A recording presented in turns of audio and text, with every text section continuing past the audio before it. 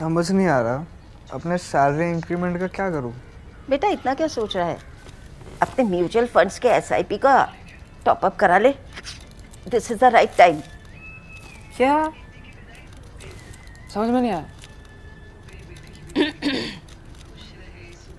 बेटा इतना क्या सोच रहा है? अपने म्यूचुअल फंड्स का एसआईपी टॉपअप करा ले। This is the right time. अब समझा।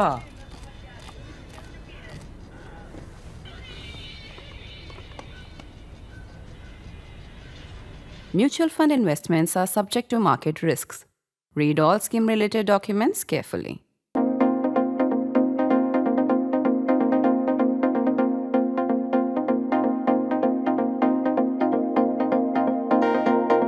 In the heady days of 2006, the government and Indian corporates joined forces to sponsor India Everywhere as the theme of that year's World Economic Forum, or WEF, at Davos. There were events, parties, music, and gifts. The economy was booming, and the rise of the Indian tech sector was there for all to see. India's star was seen as rising.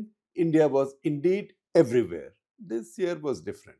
Although 9 states set up their pavilions and 6 chief ministers and 2 deputy chief ministers were present, it was a contrast to 2006. Indians made no news whatsoever except on their own TV channels back home. This was the most low-key Davos in about 2 decades for India. I am, however, making the argument that this is the best thing for India at this juncture, laden as it is with opportunity and yet as treacherously slippery as the hard black ice in this week of snow drought in Davos. Consider these dozen points, 10 and 2, 12. Number 1, if Indians made no news, it was prudent, sensible. Any chest thumping wasn't needed when leaders of 5 G7 nations spoke glowingly of coming trade deals with India. EU's Ursula von der Leyen called it the mother of all deals. Not long ago, she was an India critic over Ukraine, but nothing reflected the changed world more starkly than mention of a likely trade deal with India in this spectacular speech by Canada's Mark Carney. His predecessor, Justin Trudeau, had burnt up the relationship with India. He had suspended the negotiations on this trade deal. And aside also, Trudeau was there too in Davos, mostly in the off-forum talk and party circuit with Katy Perry, of course. This Davos was so overwhelmed by Donald Trump and his people like Howard Lutnick, Scott Bessent, and of course Elon Musk, that the only way to get attention was to fight with him. Carney, Emmanuel Macron, and Friedrich Merz of Germany, they did so in varying measures, using different kinds of language. Carney pretty much proclaimed the end of the Western alliance. The best place for India was to remain out of this fight and mostly out of sight. Collateral benefit came from the desperate search for new friends by traditional, rich, developed American allies, now jilted and furious with Trump. Let's call them the Trump-peedit alliance or Trump victims alliance. Next point, Carney's speech is being hailed as among the greatest in our era.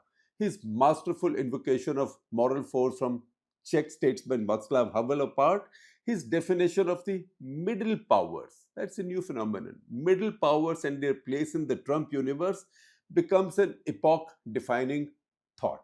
See it this way.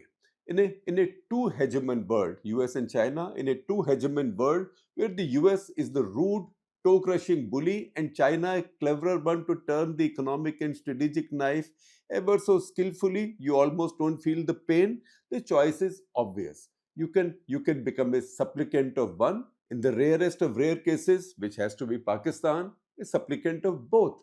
But where do you go if you are a nation with substantive power and self-respect? You don't want to be supplicant. Or those people or whose people value their dignity, they would boot out any leader who keels over and plays supplicant. Which brings us to our next point. You can start the count of the top 10 economies after the two hegemons, America, China.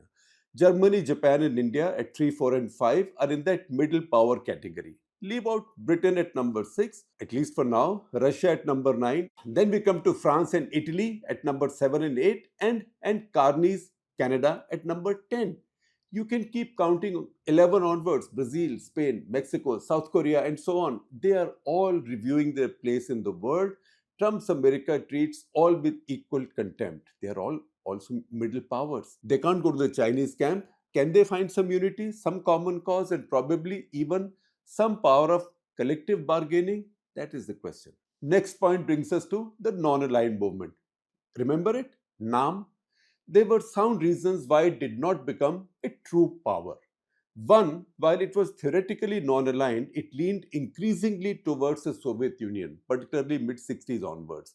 Second, it did not have members that could then be described as middle powers.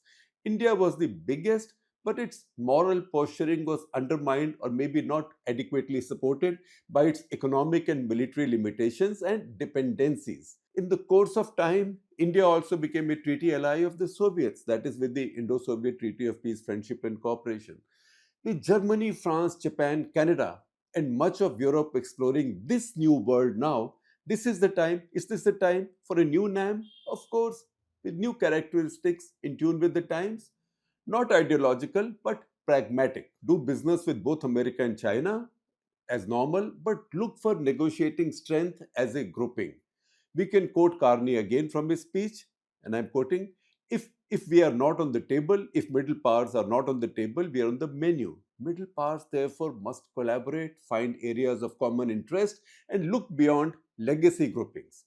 For example, G7, G20, NATO, even the UN are now unwieldy and ineffectual. Some of the others, like BRICS and SCO, are Chinese dominated. Next point. By now, Trump's negotiating playbook is known to all but the delusional. He so detests dealing with any grouping. The clearest example is his contempt for NATO. He has no time for the World Health Organization, WHO, World Trade Organization, WTO, Paris Climate Accord, the UN, and even the Quad. The good thing about Trump is he's so direct. Since he doesn't come at you with between the lines intrigue, but in your face and in rude self-interest, it is now easier to read his mind. Any multinational institution, NATO included, treats each sovereign state as equal. That Trump doesn't want. The Trump view is, we are so powerful, why should we sit in any group as equals? Two consequences follow. One, he sees any rule-based multilateralism as undermining American power. And second, more importantly, that he will no longer negotiate with or in a group. He will talk to each country one on one individually. And he's way more powerful than any of them except China. That's how he brings the Corleone principle to the negotiating table. I'm offering you a deal you cannot refuse. Greenland is the latest example, and Ukraine is getting there. No nation other than China can negotiate one on one with Trump on equal footing. That's why the middle powers, who so far form the core of these multilateral bodies, now feel orphaned and at Trump's mercy. India was only the first middle power to be subjected to this be responsible, do as I say treatment. Then came Europe's turn. Canada is now leading Washington's Western allies fight back. Now that the middle powers have been shown their place, or aukat, as we say in Hindi or Urdu, where do they go?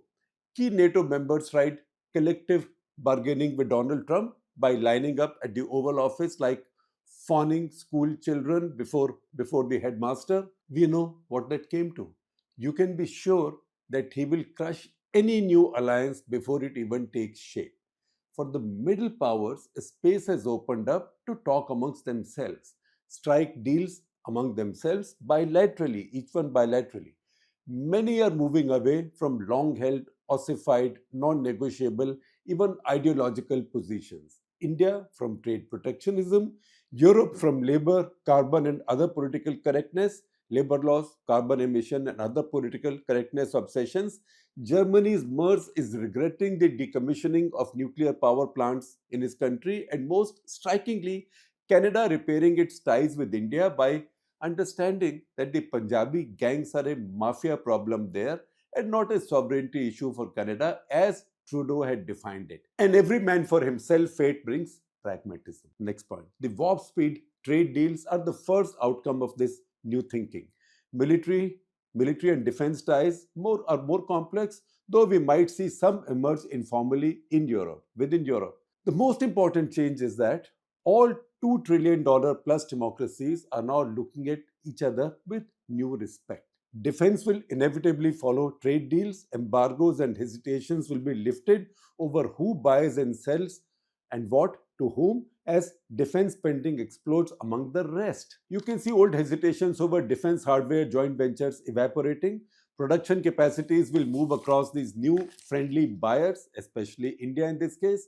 Of course, the US will benefit too, as many, especially the Europeans, now stockpile and they will buy from America. Finally, what if Trump loses his majorities in both houses or at least one in midterms later this year and becomes a lame duck? In any case, he's got only 3 years. You could then have an America returning to the old normal. But can you be sure? Hope, as the oldest wisdom goes, is not a plan. Trust in America is lost. It's in the shambles. The middle power phenomenon is there to stay. Will it work?